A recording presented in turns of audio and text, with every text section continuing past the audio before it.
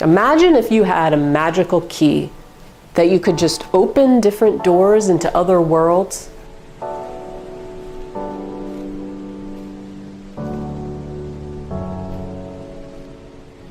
In this video, we're going to talk about unlocking your hidden and highest potential. Sit tight.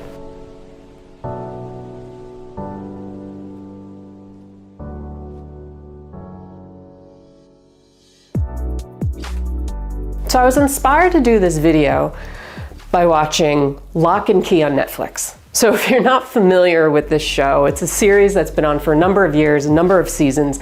It's about this family, the Lockes, who they move into an old family home, a huge house, beautiful home called Key House.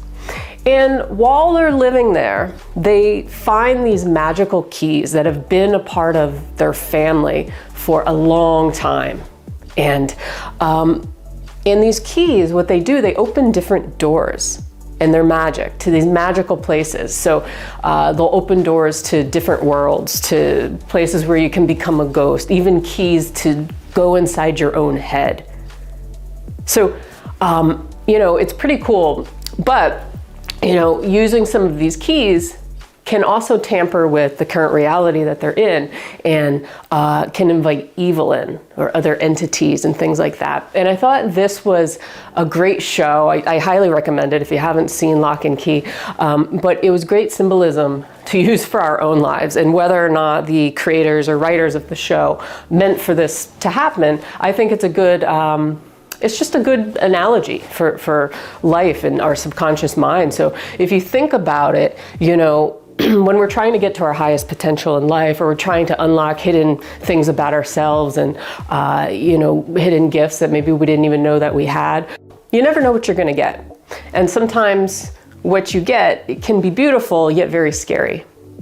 It can be very scary because it's symbolic to going inside your subconscious mind, digging out things that maybe you've stuffed down. So often what happens when we open new doors in our lives, or we try to go in a different direction, or we try going outside our comfort zone, we want to slam the door back shut. And we often do slam the door back shut because we're scared at what we see.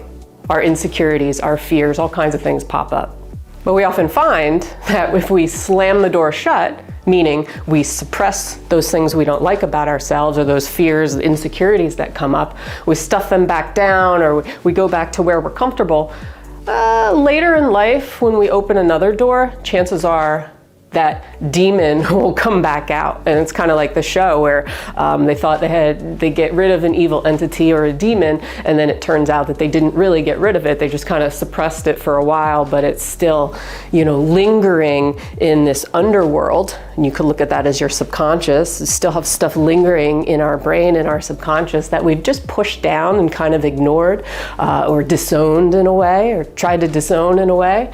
And but it pops back out. It bobs back up when we're trying something else. So we're all born with a seed of potential in our lives, and we have to nurture that seed. We have to help it grow throughout life, to help it thrive.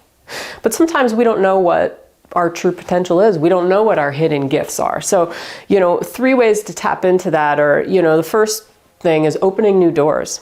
Okay, opening new doors, exploring new territory, going beyond just the bubble of what you've always known. You have to be sort of a detective in your life to find out what's you a lot of times.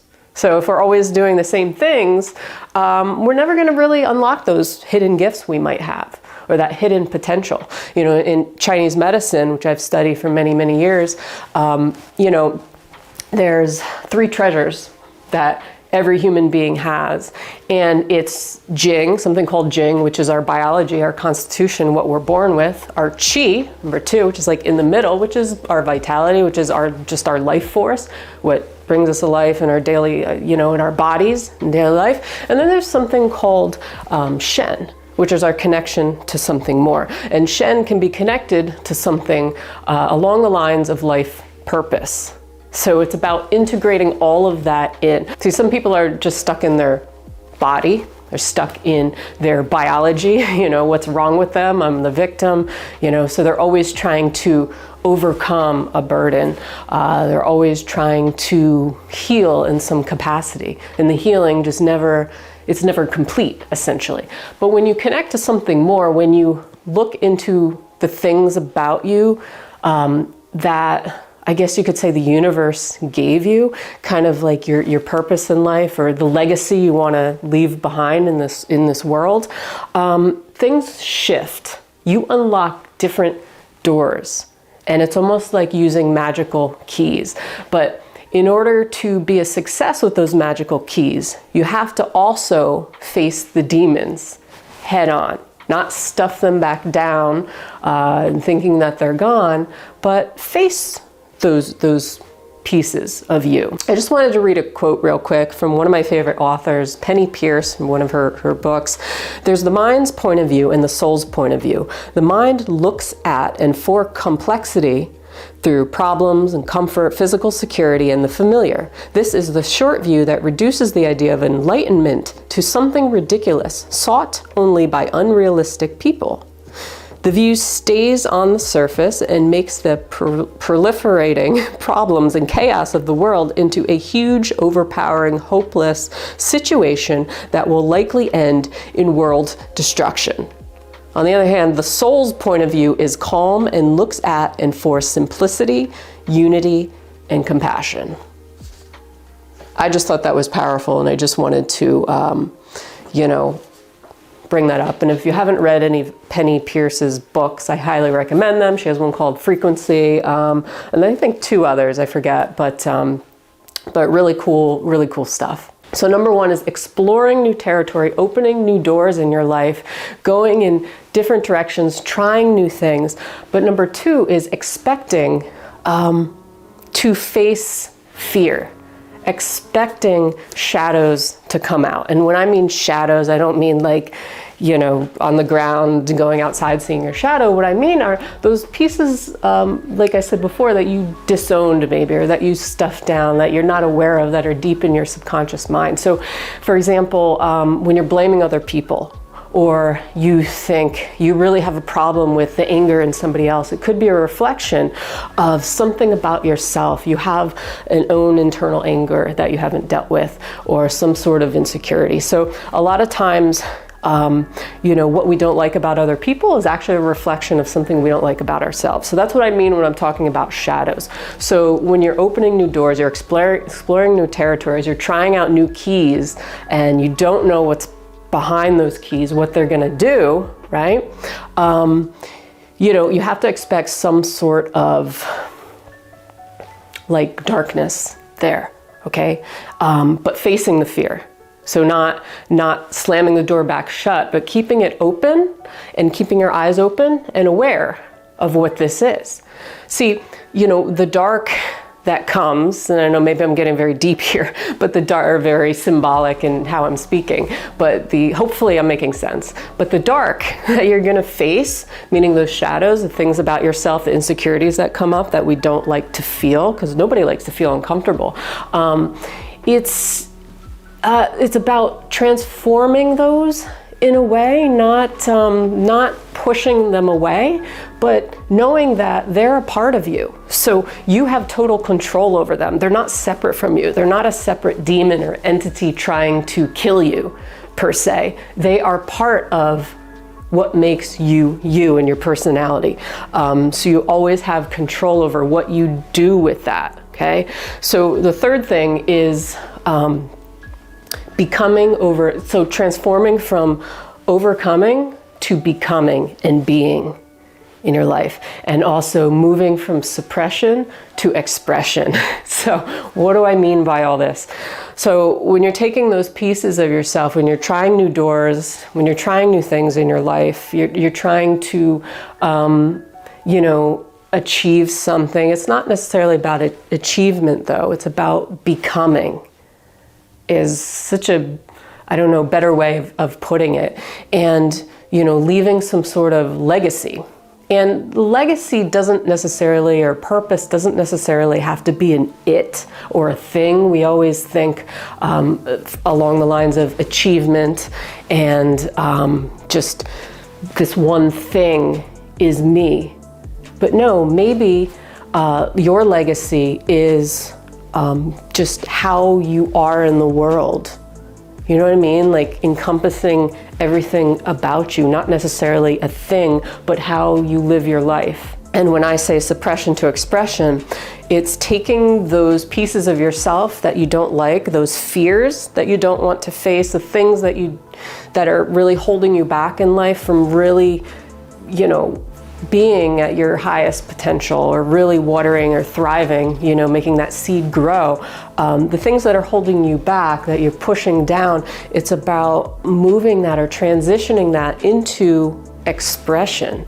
And what I mean is that you can help others with that darkness. The darkness is a unique piece of you. It's not all of you, but it's a piece of you that you can transform into something that becomes a legacy for you. So it could be something creative. It could be something you put on paper. It could be how you communicate with other people, how you're guiding other people. So if you think of yin and yang, right? Yin always transforms into yang, yang always transforms into yin. It's the same with the light and dark parts of yourself. The parts you like about yourself and the parts that you do not like about yourself. It's about integrating them in, or taking that dark and turning it into light. You know what I mean? You always have control over it. So I just thought it was, I don't know, kind of a magical thought.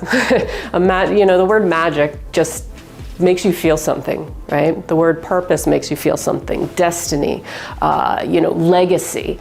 And, you know, to a lot of people, these things are just like they're things, but essentially it's a way of living. It's a way of being. It's a way of becoming, okay? It's not necessarily achieving. So, you know, the next time you're watching Locke Key or any kind of show where there's magic in it, or people are opening different doors, think of your own life. Think of, you know, where do you want to go? Where do you want to be in your life? Do you want to break out of some sort of holding pattern or shell that you've been in and reaching your highest potential? Because a lot of that is, you know, like I said, exploring new territory, opening doors, using those keys and looking at those keys as magic. Okay, I'm opening a door into a world that is very unknown, that might have a lot of darkness in it, as well as things that are beautiful.